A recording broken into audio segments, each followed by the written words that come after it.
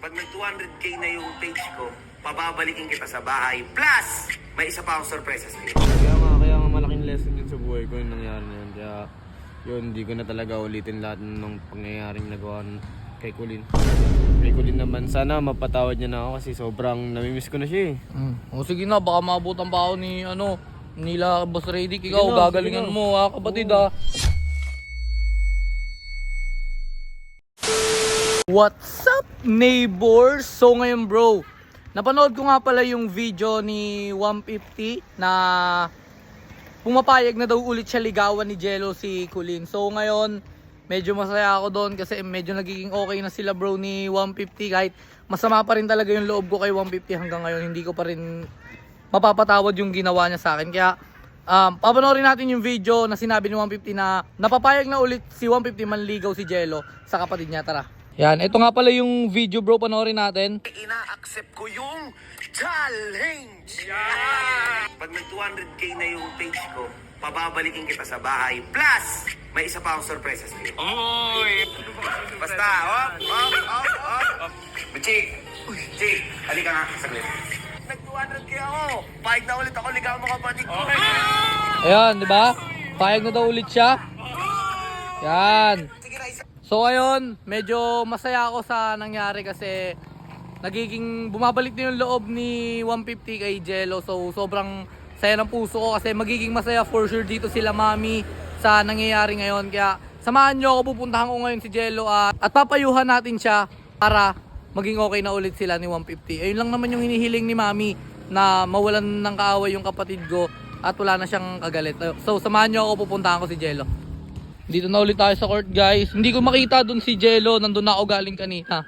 So eto, dito ko siya napansin. Ayan o, dito siya nakatambay, medyo malayo yung tinambayan ngayon Jello. Oy Jello, ano, kamusta ka na? Lang. Okay ka na, masaya ka naman na ngayon.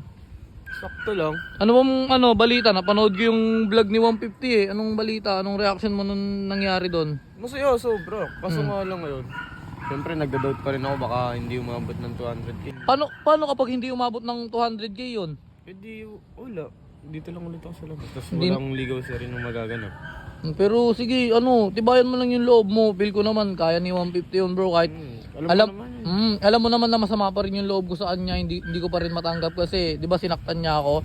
Hindi naman niya kasi gagawin sa iyo kung di mo siya sinisiraan eh. Ayun nga, pero kasi, bro, sinaktan niya ako eh. Eh mali mo din naman kasi yun eh. Oh, pero wala, sige, hayaan mo na yun. Gusto ko lang mangyari, magkaayos kayo.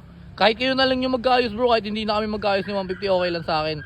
Tapos, si Colleen, sana pag umabot ng 200k followers, si 150 sana yung pangliligaw mo kay Colleen is pure na.